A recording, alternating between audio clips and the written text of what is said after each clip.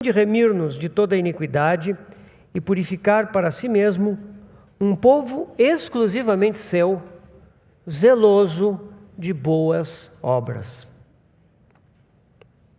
Tito 3, versículo 1.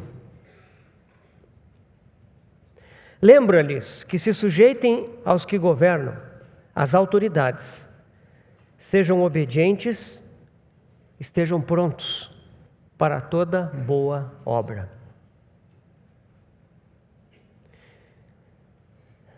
Capítulo 3, versículo 8, da mesma epístola. Fiel é esta palavra, e quero que no tocante a estas coisas faças afirmação, confiadamente, para que os que têm crido em Deus sejam solícitos na prática de boas obras. E por fim, Tito 3,14. Agora, quanto aos nossos, que aprendam também a distinguir-se nas boas obras, a favor dos necessitados, para não se tornarem infrutíferos. Vamos ter uma palavra de oração, irmãos. Senhor, estamos todos nós aqui na Tua presença, desejosos de receber a Tua palavra do céu. A nossa oração em conjunto é que agora Tu possas trazer do céu o Teu falar. Nós queremos receber a Tua palavra, Senhor. Queremos Te apresentar corações abertos, bem dispostos para receber a Tua palavra. Mas pedimos a Tua capacitação. Senhor, esse é o 5º dia de conferência. Nós sabemos que estamos cansados. Nós sabemos que estamos aqui numa atividade espiritual, que há tanta oposição e que temos, por Tua graça, sido sustentados na Tua presença. Então, Senhor, fortalece-nos mais uma vez agora. Abre os nossos corações.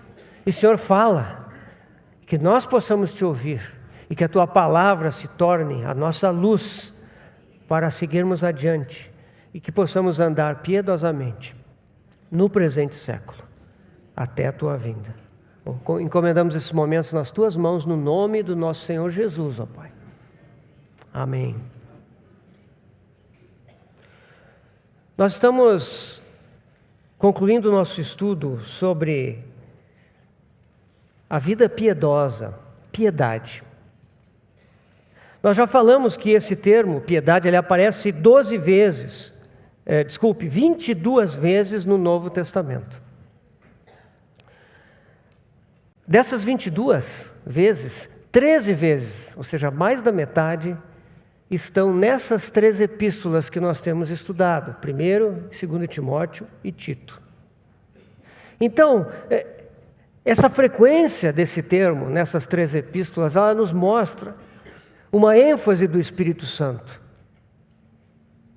no ministério de Paulo, na vida de Paulo nos seus últimos anos, antes do seu martírio. De alguma forma, Paulo percebeu, no contexto espiritual, na vida da igreja, logo após sair da prisão em Roma e visitar as igrejas, ele percebeu algo. Ele percebeu sinais de decadência espiritual. E por causa disso que o Espírito Santo, através do nosso irmão, levantou essa questão da piedade. Nós vimos também que a definição de piedade é uma comunhão contínua e responsiva diante do Senhor.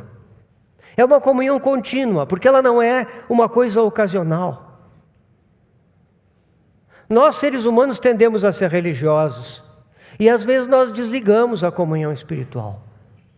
Se nós estamos trabalhando, se nós estamos no nosso lazer, se nós estamos estudando, se nós estamos nos locomovendo, dirigindo, enfim, fazendo as nossas tarefas em casa, nós tendemos a desligar.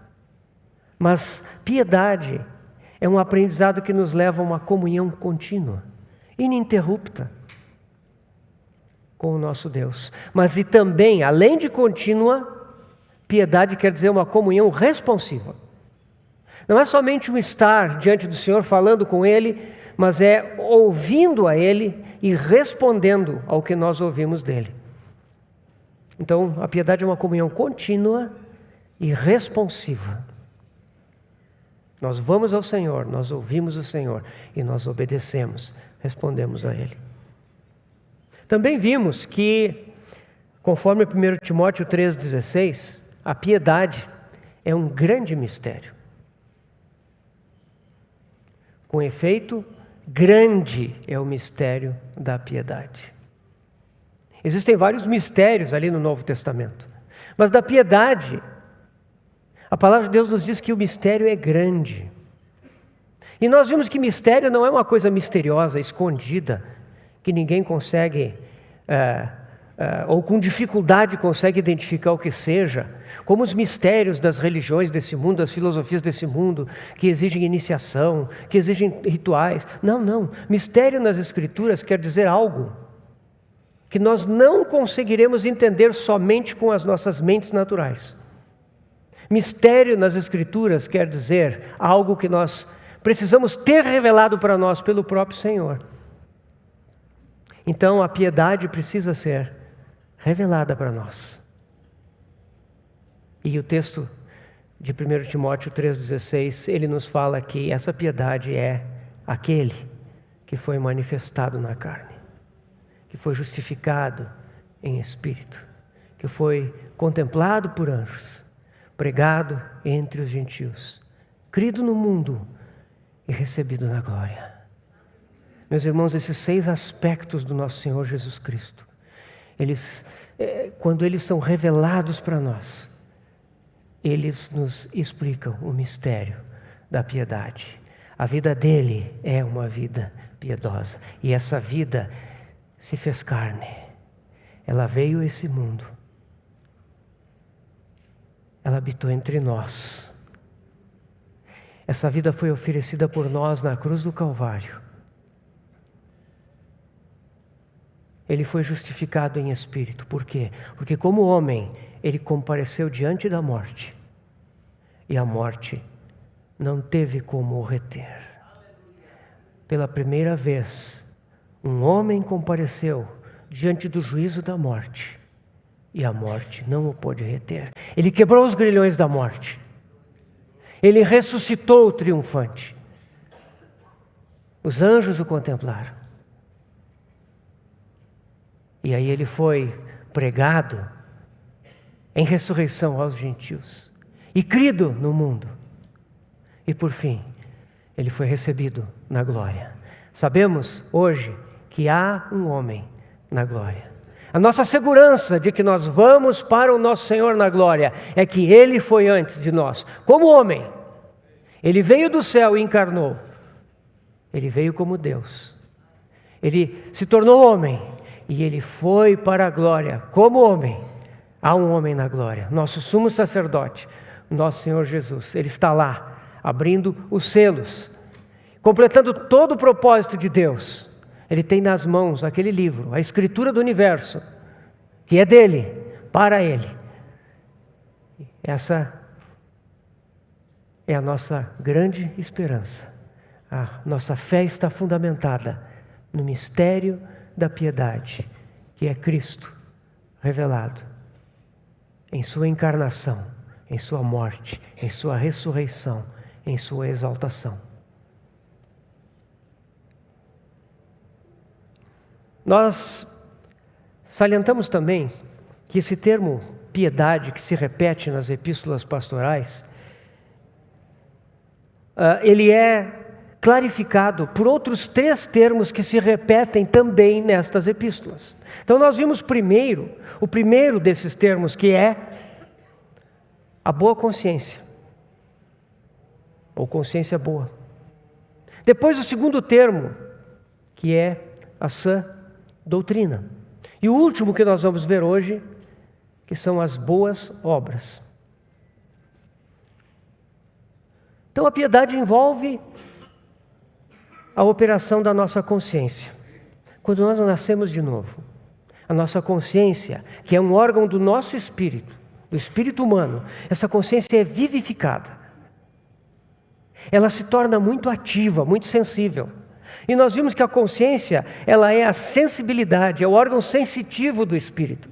Então, o objetivo da consciência é nos acusar ou nos defender. Então, a consciência, quando ela está ativada, ela nos traz impressões de Deus a respeito do certo ou do errado. E ela ou nos impede, censura, ou ela nos defende e nos libera para aquilo que é do Senhor. Essa é a função da consciência, a sensibilidade do espírito. Ela não é que nem a nossa sensibilidade natural. A nossa sensibilidade natural, ela é caída. Porque ela está centrada no nosso eu. Centrada nas nossas preferências, nos nossos costumes, em nós mesmos. Então ela é sempre parcial. Mas a sensibilidade, através da consciência, ela nos mostra o que é do Senhor e o que não é dele. Ela nos inquieta, nos tira a paz quando nós estamos perto de entrar em algum curso indevido, em alguma atitude indevida. E ela nos dá a paz de Deus quando nós estamos no caminho do Senhor. Essa é a sã consciência, a boa consciência, desculpe. A piedade também está relacionada com a sã doutrina, com a doutrina que é salutar. Vejam esses adjetivos. Existe também uma má consciência. E quanto à doutrina, existe também uma doutrina que não é sã. Nós vimos que doutrina, na linguagem original do Novo Testamento, não quer dizer uma formulação sistemática dos ensinos da palavra de Deus. Esse sentido da palavra doutrina foi dado posteriormente. Ou seja, a doutrina, como Paulo está falando aqui, não é aqueles verbetes de um compêndio de teologia sistemática. Não. A palavra doutrina quer dizer ensino, quer dizer instrução. Estar andando na sã doutrina quer dizer que nós estamos andando, sendo ensinados no ensino das Escrituras. Ou como diz o próprio texto aqui nas epístolas pastorais, nos sãos ensinos, nas sãs palavras do nosso Senhor Jesus Cristo. Isso é a doutrina. Segundo Timóteo 3,16 nos fala que toda a Escritura é inspirada por Deus e útil para o ensino, para a repreensão, para a correção e para a educação na justiça, a fim de que o homem de Deus seja perfeito e perfeitamente habilitado para toda boa obra. O processo é esse, irmãos. É ensino, repreensão, correção e educação na justiça. Se estamos sendo ensinados, temos que estar abertos para ser repreendidos. Graças a Deus pelas repreensões. São elas que nos tiram dos caminhos errados. Uma vez repreendidos, podemos ser corrigidos. A correção é aquela instrução que vem para nos colocar de volta no caminho certo. E esse processo de ensinar, repreender, corrigir, é que nos faz andar na educação da justiça. A justiça de Deus, nós começamos a andar em justiça. Isso é santificação. Esse é o caminho da sã doutrina. E essa doutrina está ligado a essa lavagem de água pela palavra de Deus. Está ligado a nós sermos lavados da sujeira que esse mundo nos joga diariamente, insistentemente. E criarmos raízes dia a dia mais profundas na palavra de Deus. Isso cria em nós uma nova cultura. E é aí que o Espírito Santo vai usar a consciência para tomar essa base da palavra de Deus que habita em nós e nos conduzir numa vida de piedade. Hoje, vamos ver o terceiro termo. A boa consciência a sã doutrina, e hoje queremos ver as boas obras. Esse termo boas obras ou boa obra aparece 12 vezes nas epístolas pastorais, nessas 3 cartas. Em todo o resto do Novo Testamento, aparece outras 12 vezes, são 24 vezes em todo o Novo Testamento. Isso quer dizer que metade do uso dessa palavra, boa obra, boas obras, está nas epístolas pastorais. 1º, 2º Timóteo e Tito. 4 menções estão em 1 Timóteo. 2 em 2 Timóteo. 6 menções estão em Tito. Essa carta de Tito, nós lemos agora no início 5 dessas 6 menções, ela é uma carta muito curta, 3 capítulos pequenos. Então, a insistência com que Paulo fala nas boas obras em Tito é algo peculiar. Ele insiste nas boas obras. Ele fala para que Tito se torne pessoalmente padrão de boas obras, modelo de boas obras. Ele fala que essa obra de educação na justiça, a qual nós nos referimos, ela deve resultar em que Deus tenha para si um povo exclusivamente seu, zeloso de boas obras. Paulo também recomenda que Tito ensine aos cretenses que estejam prontos para toda boa obra. Isso quer dizer prontidão. Estar em prontidão para boas obras.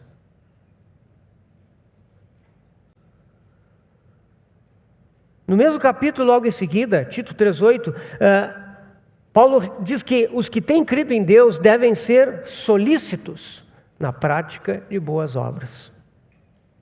E no final, capítulo 3, versículo 14, Paulo dá um recado para os seus, para aquela equipe de colaboradores que serviam ao Senhor junto com ele. E ele diz assim: quanto aos nossos, que aprendam também a distinguir-se nas boas obras, a favor dos necessitados, para que não se tornem infrutíferos. Portanto, irmãos, nós vemos aqui como as boas obras são importantes. Em Creta haviam muitos problemas. Muitos problemas. Se você lê essa epístola de Tito, você vê que a situação entre os irmãos lá era uma situação bastante difícil.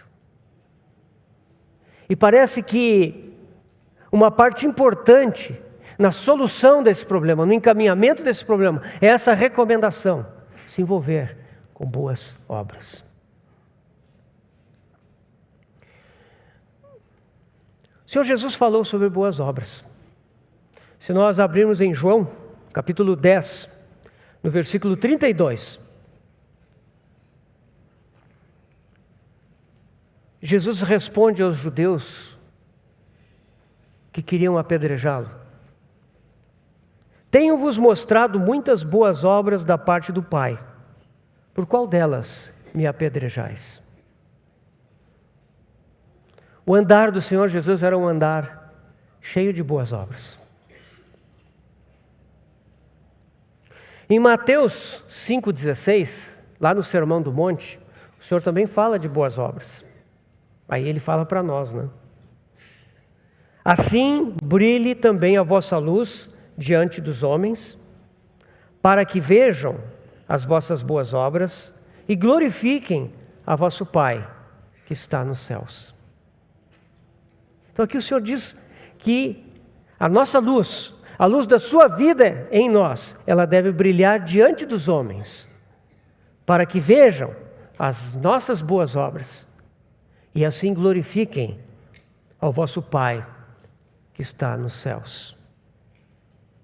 A luz é a vida do Senhor em nós. E a glória deve ser dirigida ao Pai, nunca a nós mesmos. Mas o Senhor diz aqui: boas obras, através das nossas vidas, que glorifiquem ao Por que essa ênfase nas boas obras. Porque são as boas obras que tornam a nossa fé evidente. Elas manifestam a nossa fé. Veja o que diz Tiago na sua epístola, no capítulo 2. Tiago 2, de 14 a 18. Meus irmãos, qual é o proveito se alguém disser que tem fé, mas não tiver obras? Pode acaso semelhante fé salvá-lo? Se um irmão ou uma irmã estiverem carecidos de roupa e necessitados do alimento cotidiano, e qualquer dentre vós lhe disser, ide em paz, aquecei-vos, fartai-vos, sem contudo lhes dar o necessário para o corpo, qual é o proveito disso? Assim também a fé, se não tiver obras, por si só está morta. Mas alguém dirá, tu tens fé, eu tenho obras. Mostra-me essa tua fé sem obras, e eu, com as obras, te mostrarei a minha fé. Tiago está desafiando aquele que não anda em boas obras a mostrar a sua fé sem obras. Isso é impossível, porque as obras elas são a manifestação da vida interior. Se há vida interior, vão haver obras.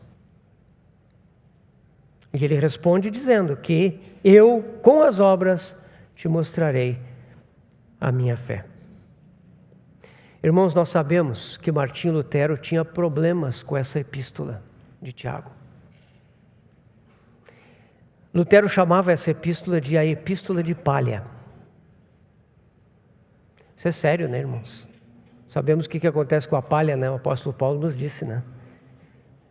Ela vai queimar no dia em que as nossas obras forem avaliadas diante do Senhor. Ele chamava essa epístola de palha. O problema é que Lutero estava enfatizando, estava focado na questão da salvação eterna. Com relação à salvação eterna, a receber a vida eterna, a receber o perdão dos nossos pecados e não entrar em juízo. Com relação a essas coisas, irmãos, não há dúvida, não há nada que nós possamos fazer para receber isso, senão crer no que já foi feito por nós. Nós recebemos a nossa salvação, nós recebemos a vida eterna pela fé, naquilo que Cristo fez, na sua obra consumada na cruz. Nós não podemos fazer nada para ganhar isso. Graças a Deus por isso, somente pela fé. No entanto, Tiago, na sua epístola, está falando no que vem depois disso. Tiago está falando do que acontece depois que nós recebemos, pela fé, segundo a graça de Deus, essa salvação eterna. Depois que essa vida foi recebida, essa vida deve crescer em nós e deve se manifestar em boas obras. É disso que Tiago está falando. Quando não ocorrem boas obras, quando não existe esse fruto de boas obras, algo muito sério está errado. Tiago chega a dizer que a fé sem obras, ela está morta. A ênfase na salvação exclusivamente pela graça, segundo a fé, foi um dos grandes temas da reforma. Meus irmãos, foi muito necessário. Porque naquele momento a igreja estava no cativeiro babilônico. Naquele momento, a igreja de Roma, ela pregava a salvação por obras, a salvação pela penitência, pelo infligir sofrimento a si próprio, por méritos que nós, por nossas obras e atos, poderíamos alcançar. Inclusive, a igreja de Roma oferecia a salvação por meio de dinheiro. Você podia comprar uma indulgência, você podia inclusive comprar licença para pecar. Você já pensou nisso? Quanta corrupção! E naquele momento, Martinho Lutero se levantou para proclamar a justificação pela fé, pela graça de Deus somente.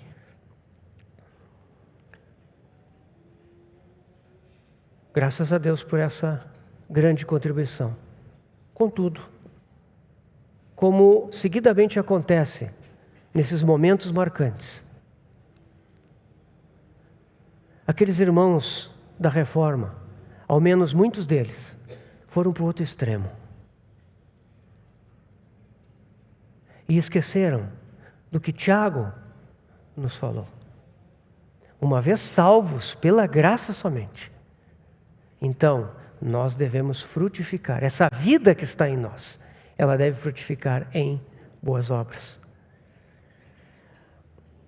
Por causa disso, por causa dessa cruzada contra qualquer obra na nossa salvação, se criou uma espécie de preconceito com relação a boas obras. Às vezes, quando nós falamos em boas obras, parece até que nós não ficamos muito à vontade, né? Parece que nós estamos querendo produzir alguma coisa para agradar a Deus. Nós estamos querendo nos esforçar para conquistar o favor de Deus. Existe às vezes, em certos ambientes cristãos, um mal-estar com relação a isso. Mas não, irmãos, nós temos que entender que depois que nós recebemos a vida de Cristo, essa vida deve se manifestar em frutos, em atos, em boas obras. Eu não estou dizendo aqui, irmãos, que nós devemos agora sair deste lugar e começar a fazer coisas por nós mesmos. Se as boas obras com as quais nós nos envolvemos têm origem em nós mesmos, nosso esforço, nossas ideias, nossas iniciativas, se essas são as boas obras que estamos fazendo, às vezes fazemos boas obras até por acusação. Se é assim, isso realmente é madeira, feno e palha. Isso não tem valor diante de Deus. Não é o nosso ativismo, não é a nossa iniciativa que vai nos levar ao caminho de boas obras, não. Mas o fato é que existe uma tendência do ser humano à passividade. Recebemos tudo pela graça e agora nós nos sentamos para viver pela graça, sim, mas despreocupados com a expressão da vida que está em nós, que deve ser uma vida zelosa de boas obras, uma vida de prontidão para ouvir o Senhor e fazer as boas obras. Efésios 2, de 8 a 10. O texto diz assim: porque pela graça sois salvos mediante a fé. E isso não vem de vós, é dom de Deus, não de obras, para que ninguém se glorie. Pois somos feitura dele, criados em Cristo Jesus para boas obras, as quais Deus de antemão preparou para que andássemos nelas. Se percebe aqui, irmão? Nós fomos feitura do Senhor. Nós somos, quando nascemos de novo, quando somos regenerados, nós fomos reconstruídos manualmente. Essa feitura aqui quer dizer artefato. É uma obra de arte feita pelas mãos do Senhor. Ele nos fez assim, somos feitura dele, criados em Cristo Jesus. Para quê? Para boas obras. Quais? Aquelas que Deus de antemão preparou para que andássemos nelas. Então, irmãos, aqui a palavra de Deus nos revela que quando nós recebemos a vida de Cristo pelo Espírito Santo, quando nós nascemos de novo pela graça de Deus, Então, essa vida que está em nós, ela não é uma coisa estática, ela tem junto um caminho diante dela. E esse caminho é um caminho de boas obras. A vida cristã normal é um caminho de boas obras. Se nós andarmos com Deus, nós falamos de Enoque na primeira mensagem, Enoque andou com Deus. Se nós andarmos com Deus, nós vamos perceber claramente esse caminho. Ele vai se descortinar diante de nós. É um caminho de muitas boas obras pequenas, boas obras grandes, não importa. Todo dia tem boas obras. As boas obras podem ser coisas muito pequenas. Podem ser visitar um enfermo, ajudar um irmão em necessidade, consolar alguém que está entristecido, acompanhar alguém numa coisa desagradável, trazer uma palavra de edificação e encorajamento, trazer às vezes uma palavra de correção. Isso exige coragem, exige amor. Às vezes uma boa obra é simplesmente um sorriso, um gesto de amor. Às vezes pode ser algo maior, um empreendimento de maior escala. Mas o fato é que nós andamos, a vida cristã normal é um caminhar de boas obras, é um caminhar de estar em prontidão diante do Senhor, tentando perceber aonde Ele está nos conduzindo nas boas obras que Ele mesmo preparou de antemão, para nós andarmos nelas. Esse é o andar cristão.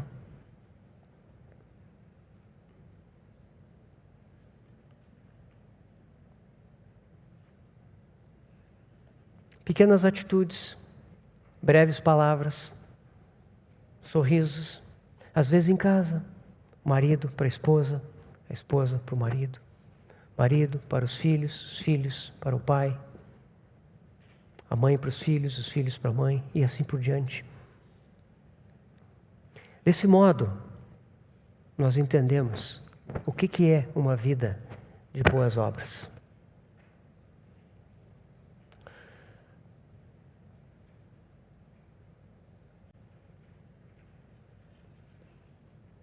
Apocalipse 19, versículos de 7 a 8.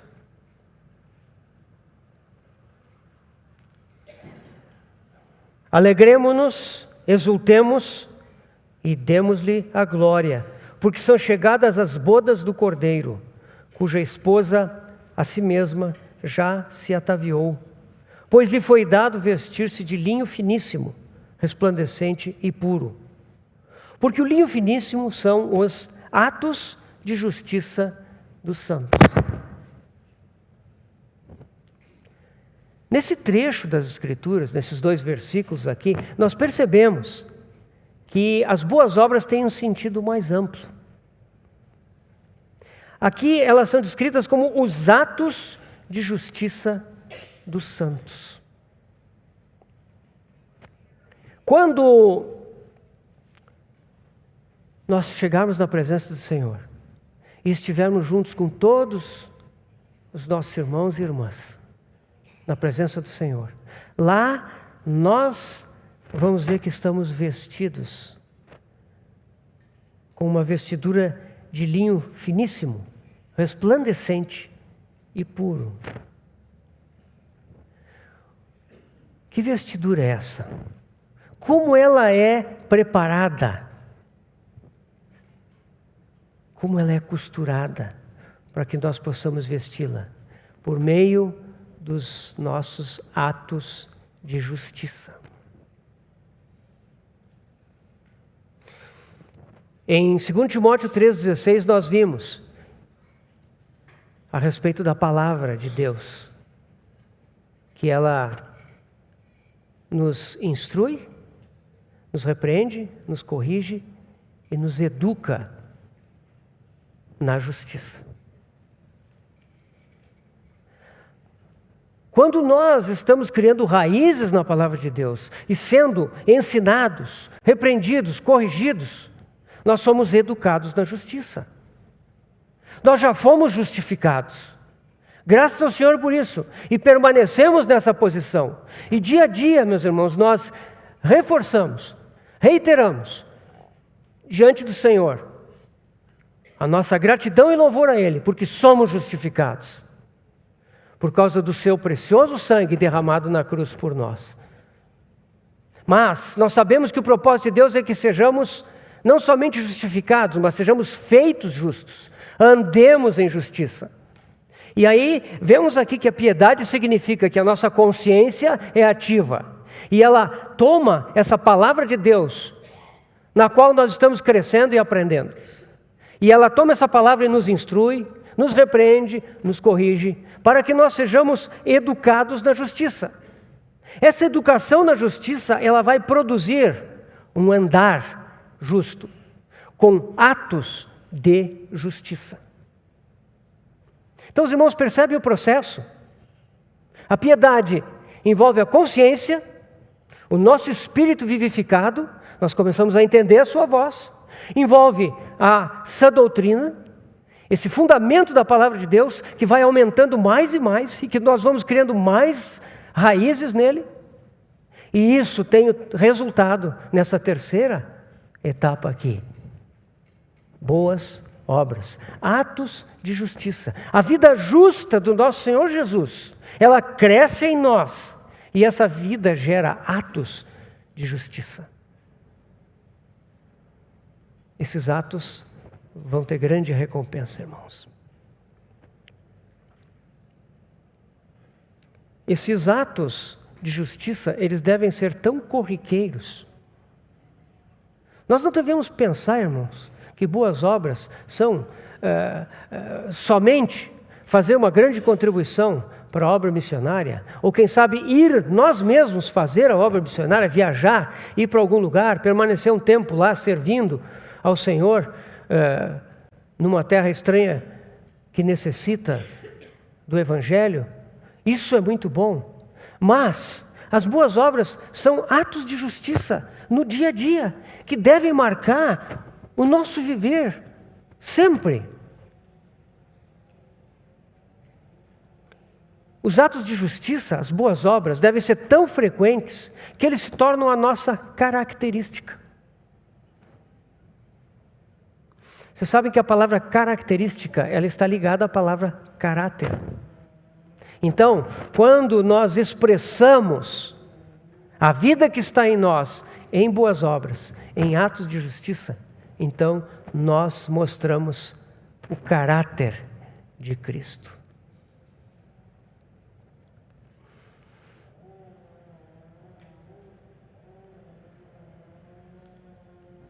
Isso tudo nos mostra que a vida piedosa é algo muito natural. A vida piedosa já está em nós. Ela fala conosco, ela usa essa doutrina e ela nos leva a viver uma vida de boas obras, que é a expressão real dessa vida que está em nós. É a evidência desta vida. Esse texto de Apocalipse é muito interessante, irmãos, porque ali diz que essa veste nos foi dada, foi-lhe dado vestir-se. É graça. Tudo pela graça. Por outro lado, diz cuja esposa a si mesmo já se ataviou. Vocês percebem os dois lados? A graça de Deus nos foi dada. Tudo é pela graça, mas é necessário que nós nos apropriemos dessa graça. Que nós nos ataviemos, que nós nos revistamos de Cristo como uma roupa que mostra a vida de piedade que habita em nós.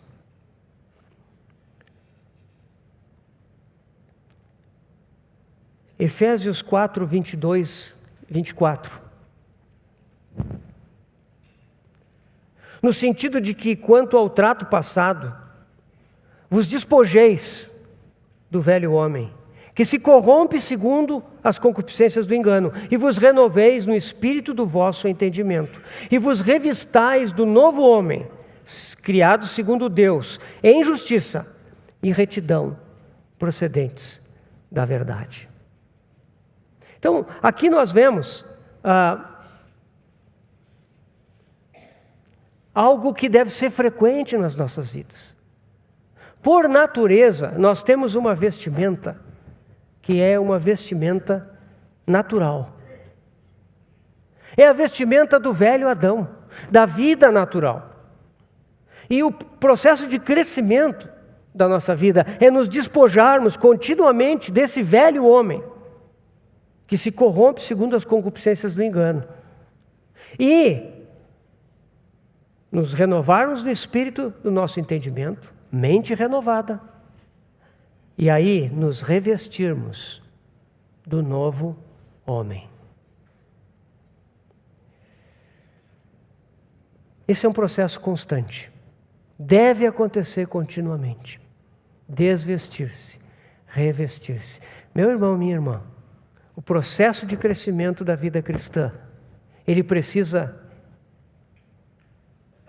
de que isso esteja acontecendo no nosso viver continuamente. Ou seja, não importa se você está andando com o Senhor há 30, 40 anos. Não importa se você já cresceu muito. O que importa é que o Senhor vai sempre nos conduzir nesse processo. Ele sempre vai revelar aonde estão as obras do velho homem.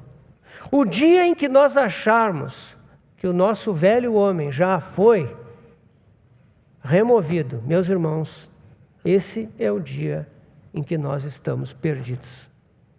O dia em que nós desprezarmos a realidade da vida velha que habita em nós, o dia em que desprezarmos o perigo que essa vida representa, o perigo de nós alimentarmos, de nós permitirmos que essa vida se manifeste, se nós tivermos essa atitude, nós corremos grande perigo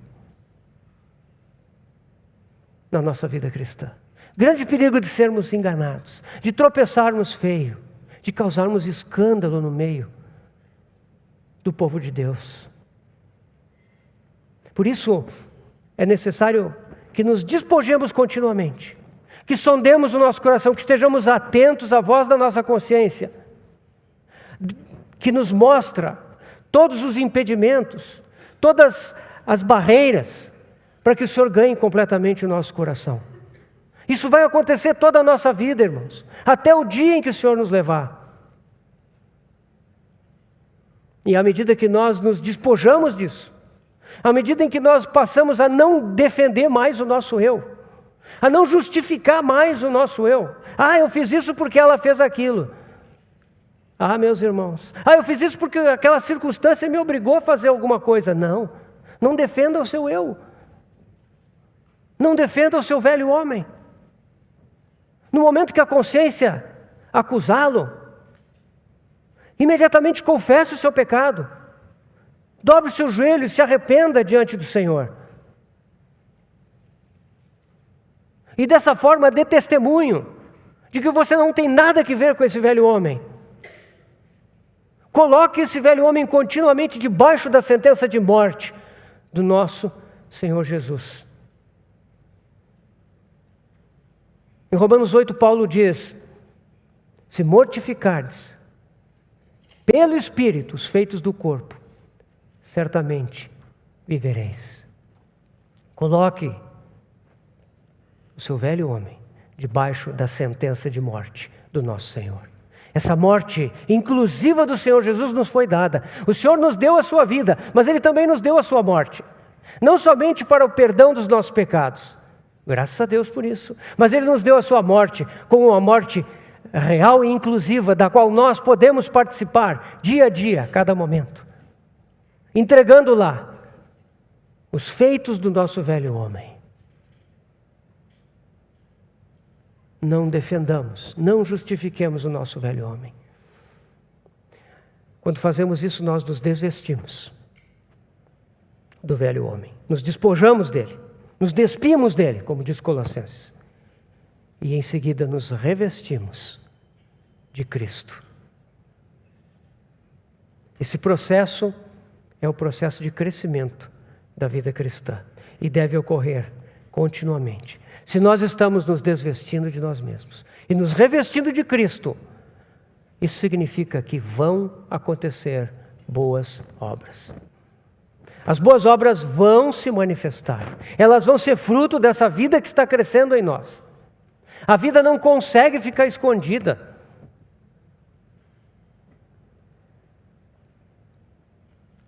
Em 1 Timóteo, as nossas epístolas, que estamos estudando, 1 Timóteo 2, de 9 a 10. Paulo diz assim: da mesma sorte que as mulheres em traje decente se ataviem com modéstia e bom senso, não com cabeleira frisada e com ouro ou pérolas ou vestuário dispendioso, porém com boas obras, como é próprio às mulheres que professam ser piedosas. Nesse trecho aqui, nós mais uma vez percebemos que essa vida de Cristo que está em nós, ela se manifesta em boas obras. Quando as boas obras se tornam a nossa característica, quando as boas obras são contínuas, pequenas, grandes, sejam quais forem, quando essas boas obras frutificam na nossa vida e se tornam a nossa característica, elas são como uma roupa que nós vestimos. Aqui Paulo está falando para as mulheres em relação à maneira que elas se vestem. E o que Paulo está dizendo? Ele está dizendo que o foco do vestuário não deve ser roupa sofisticada, joias, cabelos produzidos. Nós não estamos dizendo aqui, irmãos, que as irmãs devem se tornar descuidadas, devem vestir pano de saco e colocar cinza na cabeça. Tem ocasiões que a gente até deve fazer isso mesmo, mas não é isso que nós estamos dizendo. Ninguém precisa ser descuidado. É uma questão de foco, de ênfase. Paulo está dizendo aqui que a nossa veste, a veste das irmãs, mas isso se aplica para os irmãos também. A veste das irmãs, ela deve ser boas obras. Um viver de boas obras. A piedade é assim.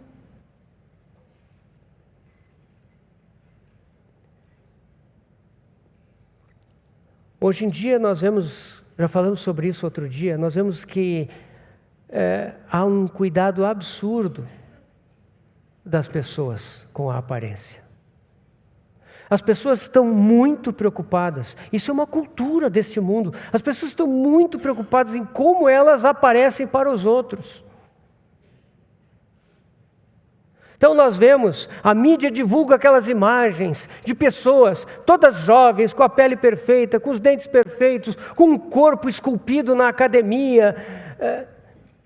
E isso é bombardeado para nós, pelas diversas mídias dessa era digital. E isso se torna para nós uma fonte de ansiedade, de preocupação, porque nós pensamos assim, eu não posso ser muito diferente disso aí. Mas, irmãos, a nossa aparência, a nossa vestimenta são as boas obras.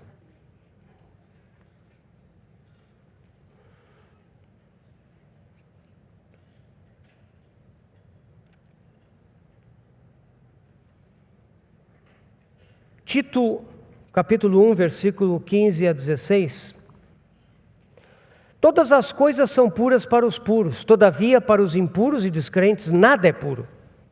Porque tanto a mente como a consciência deles estão corrompidas. No tocante a Deus professam conhecê-lo, entretanto o negam por suas obras.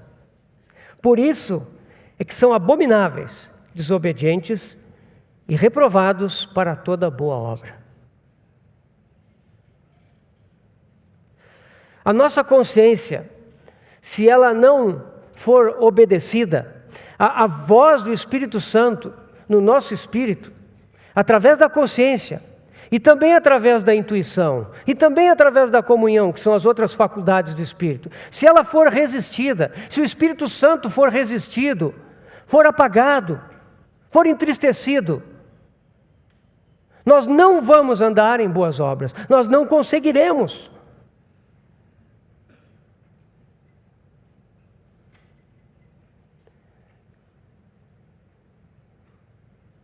No entanto, existe um outro inimigo, um grande inimigo no nosso tempo para o caminho das boas obras. É essa cultura que nós temos falado, a cultura da era eletrônica, da era digital.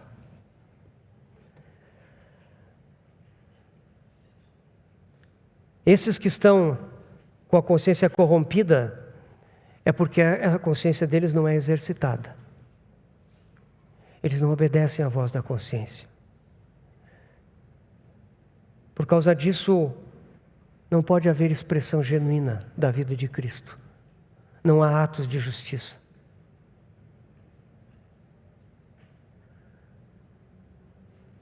Tem até aparência de piedade, como diz aqui, mas não tem o poder da piedade.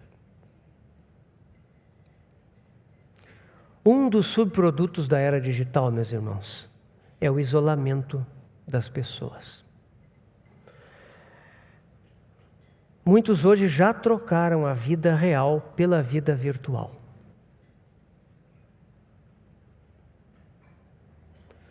Muitas pessoas hoje em dia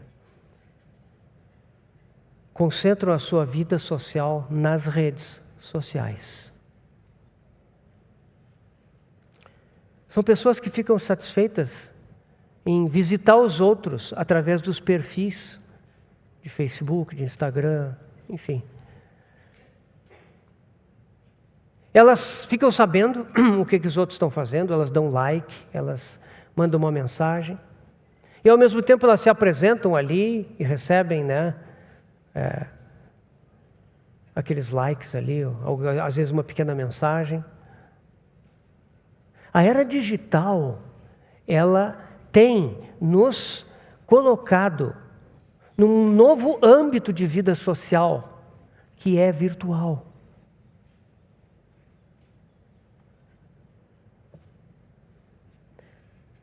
É curioso porque hoje nós estamos mais conectados com as outras pessoas do que nunca. Hoje nós conseguimos achar aquele parente, aquele amigo do passado, com muito mais facilidade. Hoje nós conseguimos manter contato pelos meios digitais com uma grande facilidade.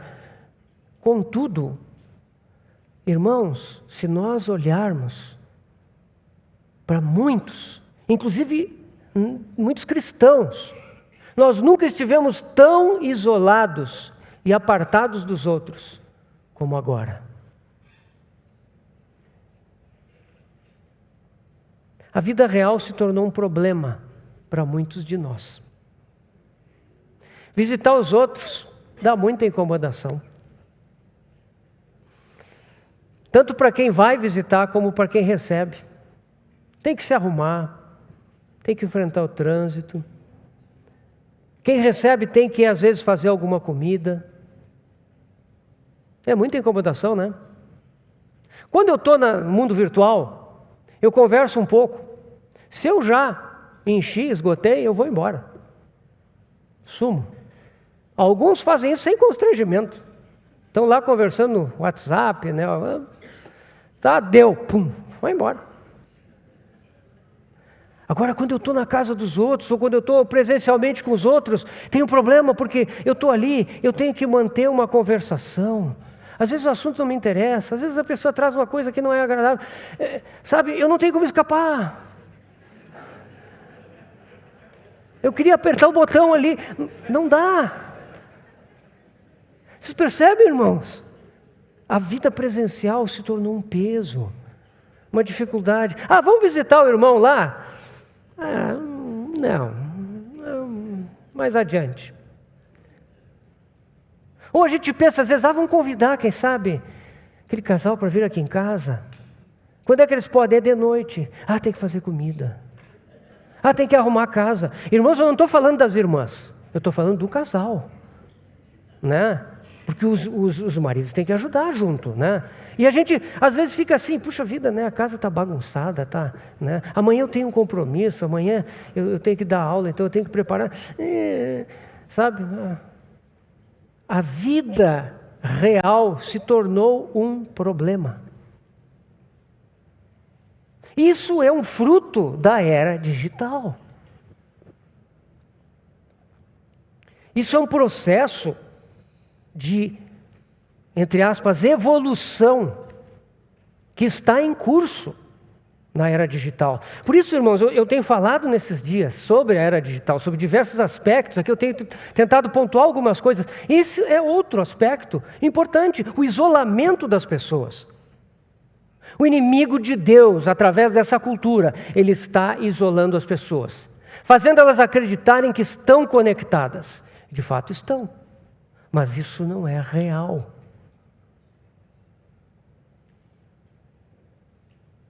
Muito apropriadamente é virtual.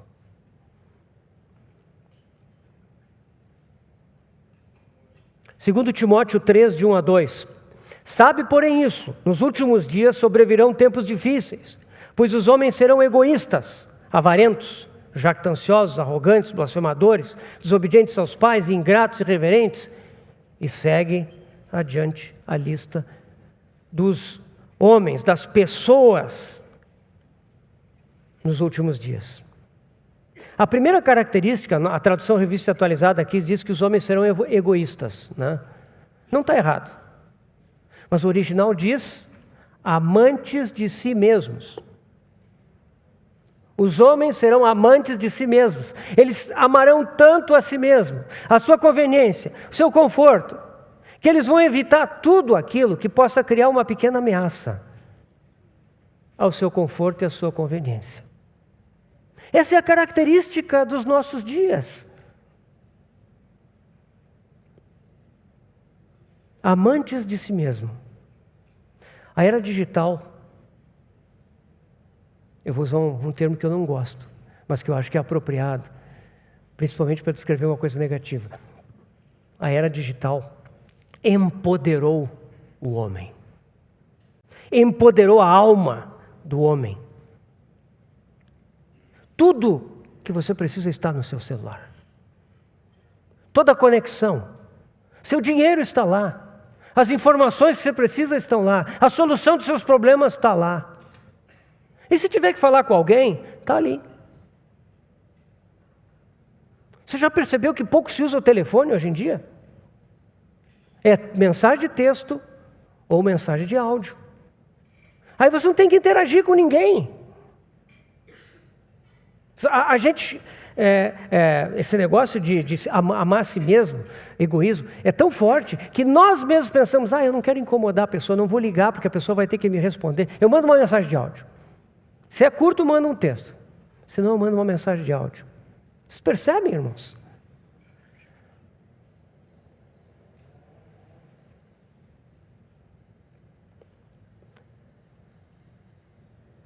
A grande ameaça sobre nós hoje em dia, nessa era virtual, é ficarmos sem bateria.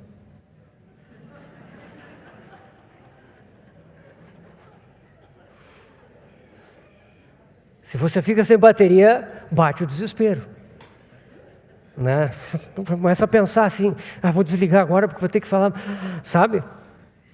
É a ansiedade da bateria. Irmão,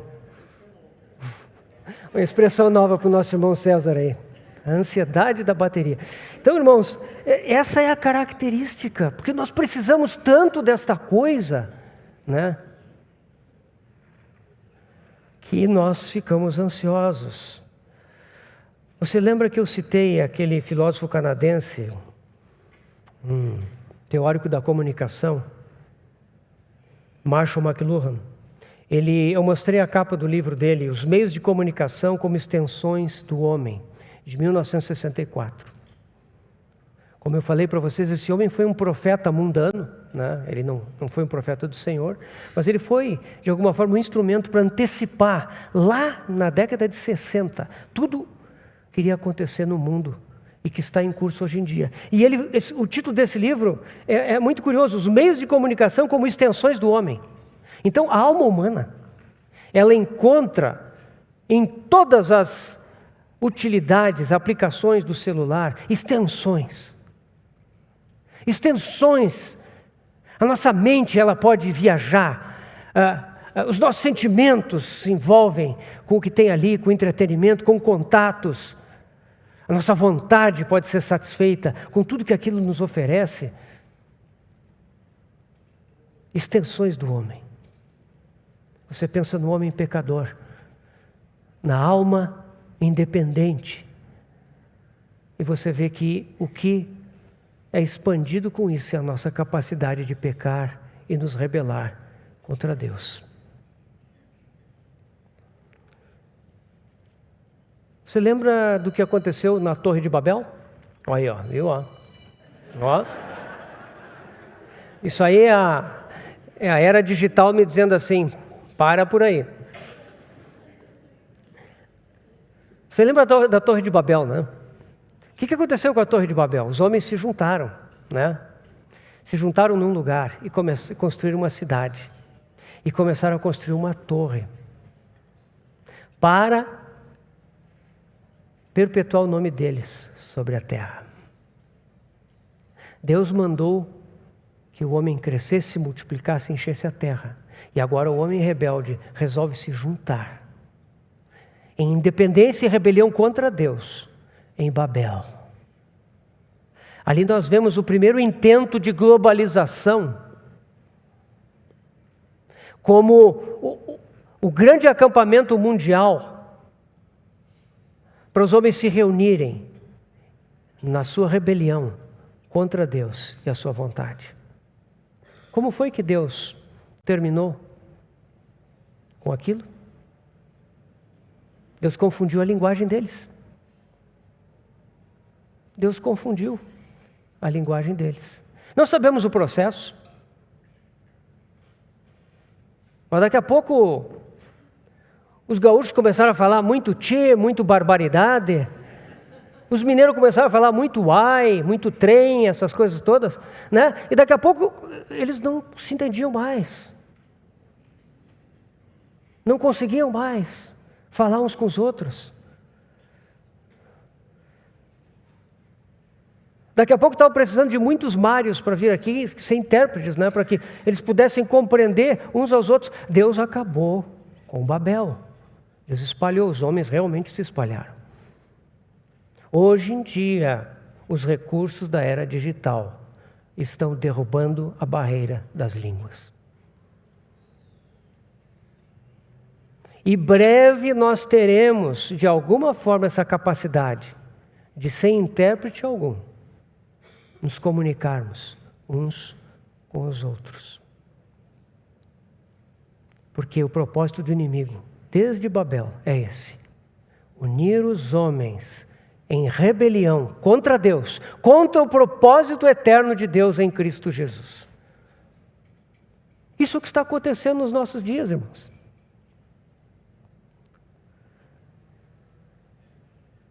Esse isolamento é mortal para a vida de boas obras. As boas obras, elas precisam de expressão. É preciso que nós estejamos com gente, com pessoas, para que hajam boas obras.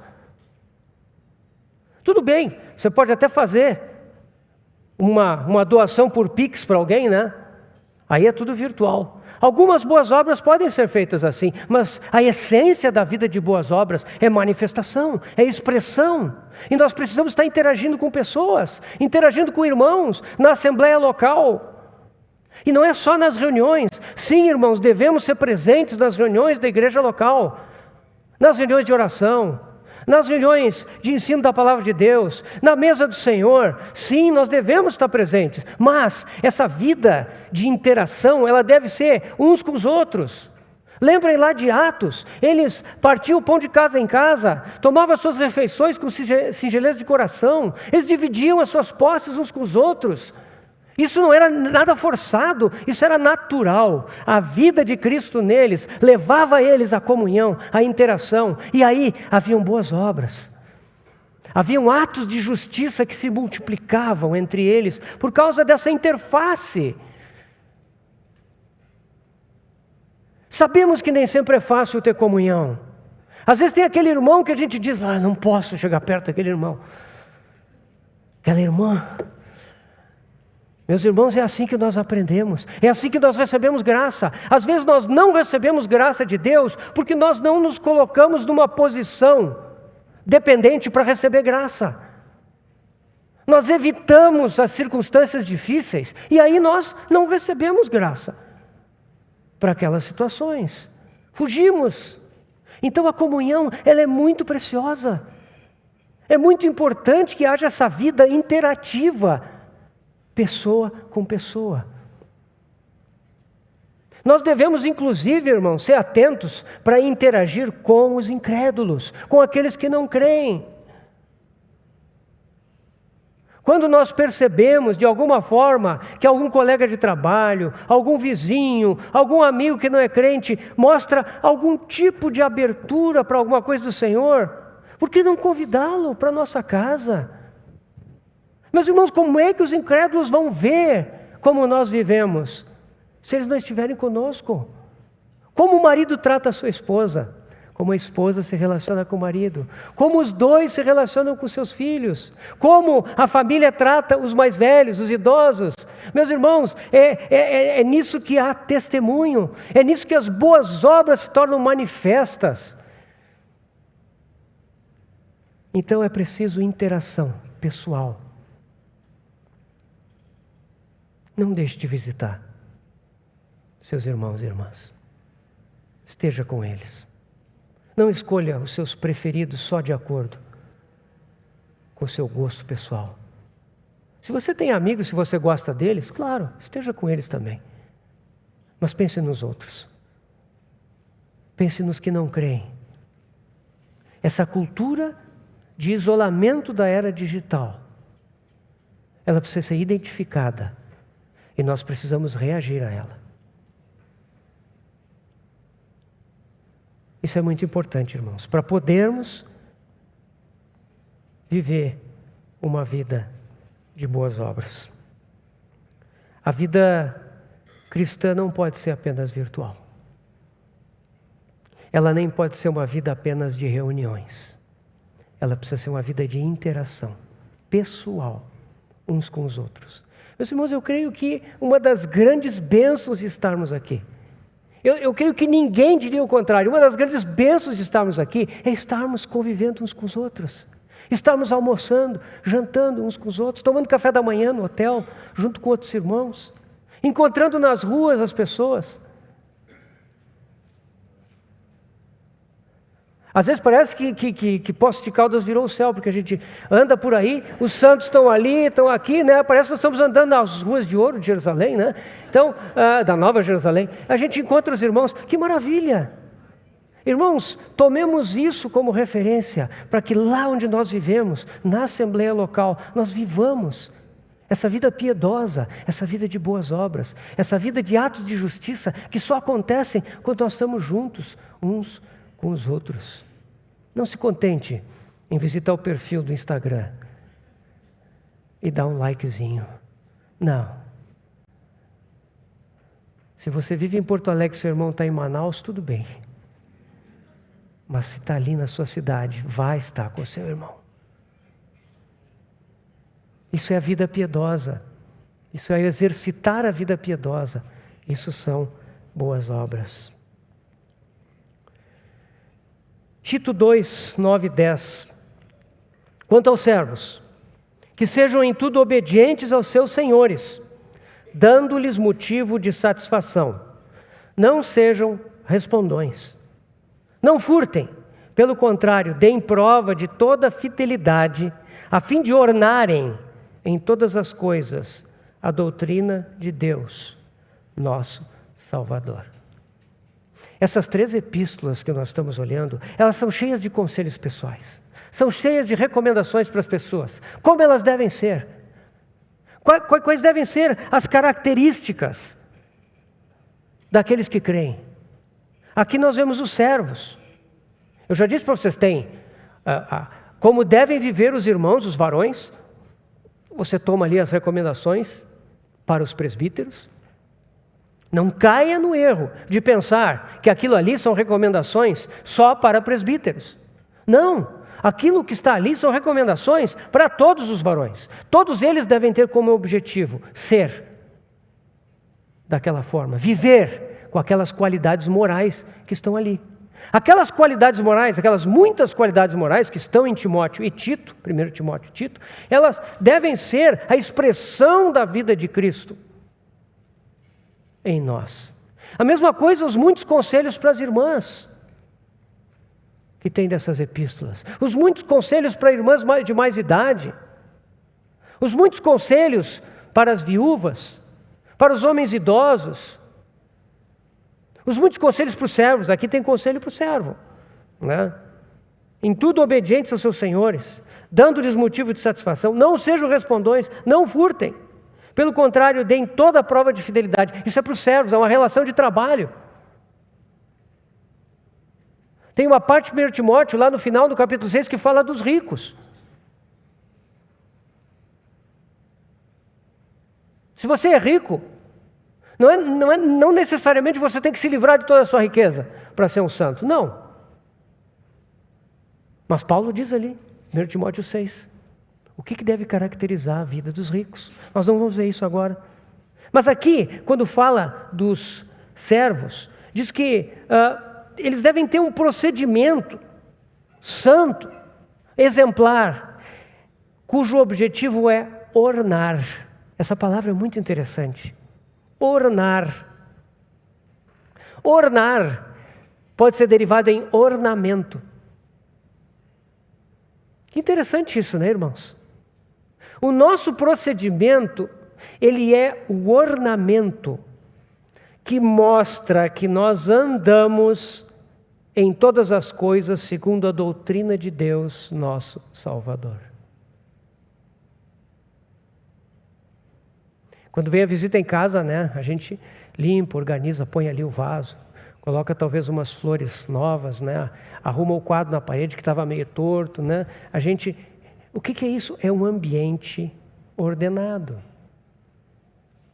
É algo natural do ser humano que isso aconteça, que nós tenhamos desejo por essas coisas.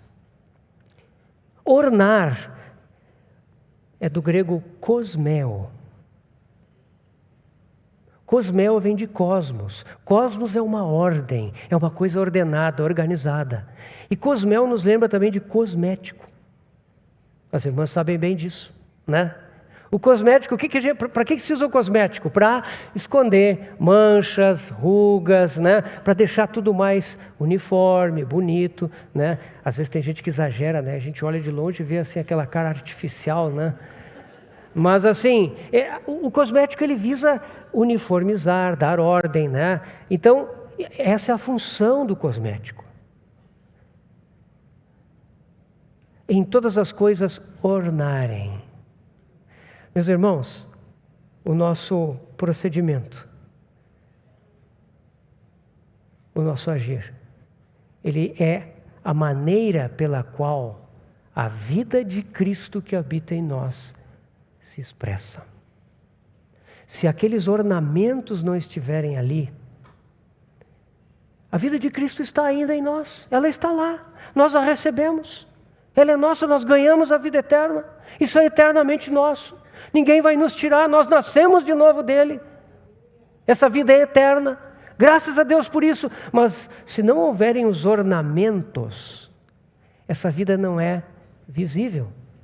Essa vida é invisível, ela não se manifesta. Por isso é que nós, em todas as coisas, devemos ornar a doutrina de Deus, nosso Salvador. O que é esse ornamento? São as marcas do nosso caráter. O varão deve ser irrepreensível, tanto na igreja como no mundo. Não deve haver nada que o reprove aos olhos das pessoas. Ele deve ser esposo de uma só mulher. Deve governar bem a sua casa. Deve ter filhos crentes. Deve ser sóbrio, discreto, modesto, hospitaleiro, cordato, ou seja, amante da concórdia e não da divergência. Inimigo de contendas, não avarento, não arrogante, não irascível, que não se ira. Amigo do bem, respeitável, de uma só palavra. Talvez você possa desqualificar, dizer, não, isso aí é só para presbítero e diácono. Não, isso é caráter, isso é piedade. Isso é a vida que deve ser vista nos filhos de Deus. É a vida de Cristo que está em nós e ela se expressa. Esses são os nossos ornamentos. Como diz para a mulher, que ela não deve se ataviar com roupa custosa, cara, com joias preciosas. Eventualmente pode usar isso, mas o que deve caracterizar ela são vestir-se de boas obras, como é típico de quem se diz piedoso. As irmãs devem ser sérias, não caluniadoras, nem maldizentes, equilibradas, mestras do bem para com as irmãs mais novas, sensatas, honestas, bondosas, sujeitas aos maridos, devem criar seus filhos no temor do Senhor e por aí afora. Leia essas epístolas, você vai ver. Essas epístolas insistem muito nesse viver normal, diário, com esses atributos de caráter, e é isso que são os nossos atos de justiça, as nossas boas obras. Elas se manifestam dessa forma. E assim, nós ornamos a doutrina de Deus, nosso Salvador. Assim, nós tornamos visível na nossa vida as virtudes dessa vida que habita em nós. Meus irmãos, não tente ser hospitaleiro, modesto, discreto, governar bem a sua casa, por si próprio. Deixe essa vida que vive em você ser assim. Coopere com essa vida. Deixe que a espada de dois gumes corte e separe o que é seu e o que é do Senhor. Deixe que a obra da cruz leve à morte aquilo que é do velho homem. Coopere com isso. Não defendendo o seu velho homem, não justificando os atos do seu velho homem, mas afirmando a condenação dele na cruz de Cristo. Assim nós ornamos a doutrina de Deus. É assim que o caráter de Cristo cresce em nós. Meus irmãos, muitas vezes nós ficamos com dificuldade de pensar, bom, como é que Cristo vive em mim? Como é que eu posso viver a imagem e semelhança de Cristo? Nestas coisas. Isso é caráter. É a vida dele que se manifesta com essas qualidades. Nos irmãos, nas irmãs, nos pais, nos filhos, nos velhos, nos novos, em todos. E desse modo, por meio da operação da consciência no nosso espírito, por meio do enraizar-se na palavra de Deus e por meio de uma vida de expressão, de boas obras, interagindo com nossos irmãos e irmãs e com o mundo ao nosso redor. É assim que nós vivemos uma vida de piedade.